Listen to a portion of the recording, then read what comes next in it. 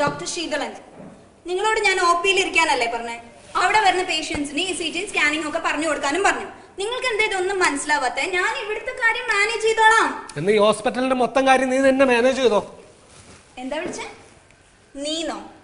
നിങ്ങളോട് ഞാൻ പലതവണ പറഞ്ഞിട്ടുണ്ട് ഈ ഹോസ്പിറ്റലിലെ MD ആയിട്ടുള്ള എന്നെ മാഡം എന്ന് വേണം വിളിക്കാന്ന്. ഈ മാഡത്തിന്റെ ഭർത്താവ് കൂടിയാണ് ഞാൻ. ദേ, ഈ സ്റ്റാഫിന്റെ മുമ്പിൽ വെച്ച് നിങ്ങൾ ഇനി എങ്ങാനും എന്നെ നീന്ന് വിളിച്ച ഭർത്താക്കന്മാരായ ഭാര്യമാരോട് കുറച്ച് ബഹുമാനമൊക്കെ വേണം. ഇതിനൊക്കെ ഞാൻ നിനക്ക് വീട്ടിൽ വെച്ച് തരാടി. എന്താ എന്താ പറഞ്ഞേ? വത്സല മാഡം, ആ ഐസിയുലെ പേഷ്യന്റ് കീഞ്ഞ് മയ്യത്തായിന്ന്. എപ്പോ?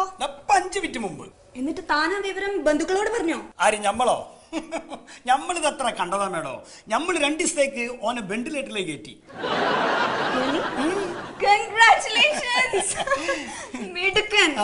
ഇതാണ് ആത്മാർത്ഥതയുള്ള ജീവനക്കാരൻ. കണ്ടോ ഡാക്കിട്ടറെ? മരിച്ചാളെ വെന്റിലേറ്ററിൽ കയറ്റി പണം പിടുങ്ങുന്ന അത്ര വലിയ മിടുക്കൊന്നുമല്ല. എന്റെ അച്ഛൻ കോടികൾ മുടക്കി ഈ ഹോസ്പിറ്റലിൽ കെട്ടിപ്പൊക്കി തന്നതും തന്നെ എന്റെ തലയിൽ കെട്ടി വെച്ച് തന്നത് എന്തിനാ? പണം ഉണ്ടാക്കാൻ തന്നെയാ. അത് ആവശ്യത്തിന് ഉണ്ടാക്കിയ പോരെ, അല്ലാതെ രോഗികളെ ശുശ്രൂഷിച്ച് എനിക്ക് പുണ്യം നേടണ്ട. വത്സല മാഡം, ആ പേഷ്യന്റ് നമ്മള് വെന്റിലേറ്ററിലേക്ക് മാറ്റി സ്ഥിതിക്ക് ഫാർമസിയിൽ ചെലവാകാതെ കിടക്കുന്ന ഒരുപാട് മരുന്ന് അതൊക്കെ ഞാൻ 30 പേരിലോട്ട് എഴുതി വെച്ചിരിക്കണം. മരിച്ചവനും മരുന്നോ? എന്റെ മൊയ്തു ഡോക്ടറെ, ഞാൻ എന്റെ ഈ ഹോസ്പിറ്റലിന്റെ ഉത്തരവാദിത്വം മുഴുവൻ നിങ്ങളെ ഏൽപ്പിക്കട്ടെ? അയ്യോ, അതിന്റെ ഒന്നും ആവശ്യമില്ല മേഡം. ഞാനൊരു സാധാരണ ഡോക്ടറായിട്ട് നിന്നോ. കണ്ട് പഠിക്ക്. ഞാനൊരു കാര്യം ചോദിക്കട്ടെ, നിങ്ങൾ ശരിക്കും MBBS പാസ്സായിണ്ടോ? അതെന്താ ഇപ്പൊ ഒരു സംശയം? ഈ മൊയ്തു ഡോക്ടറൊക്കെ ഉണ്ടാക്കി തരുന്ന കാശിന്റെ 1% പോലും നിങ്ങളെ കൊണ്ട് ഉണ്ടാക്കാൻ പറ്റണില്ലല്ലോ, അതുകൊണ്ട് ചോദിച്ചതാ. പിന്നെ വത്സല മേഡം, ഒരു കാര്യം പറയാലോ, നിങ്ങളെപ്പോലുള്ള മോനാളിമാർ ഇങ്ങനെയുള്ള ഹോസ്പിറ്റൽ നടത്തുമ്പോഴാണ് ഇന്നെപ്പോലുള്ള ഡോക്ടർമാർക്ക് വർക്ക് ചെയ്യാൻ ഒരു ഇത് കിട്ടുന്നത്. Thank you Moidu. നോ മെൻസേ.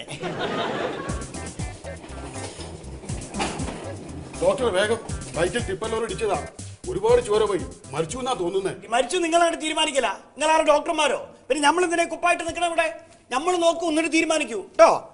കിടപ്പ് കണ്ടിട്ട് നഷ്ടക്കച്ചവടാന്നാ തോന്നണേ. അല്ല, ജീവണ്ട്. ഏതായാലും ഇപ്പൊ കൊണ്ടുവന്നു നന്നായി. എല്ലാരും ഒന്ന് പുറത്തിറങ്ങി കൊടുക്കി. മൂപ്പർക്ക് ഇതിരി കാറ്റ് പൊളിച്ചു കിട്ടട്ടെ. ഒന്ന് പുറത്തിറങ്ങി കൊടുക്കി എല്ലാരും. മാഡം, സംഭവം മയ്യത്തയക്കണ്. ശരിക്കും? എന്നാ പിന്നെ ഇയാളെ നേരെ ന്യൂറോ ICUലേക്ക് കൊണ്ടുപോവാം. അവിടെ 2 ബെഡ് ഒഴിവുണ്ടല്ലോ. ഏറ്റില്ലേ? പിടിച്ചൂടി, പോട്ടെ കൊണ്ട്.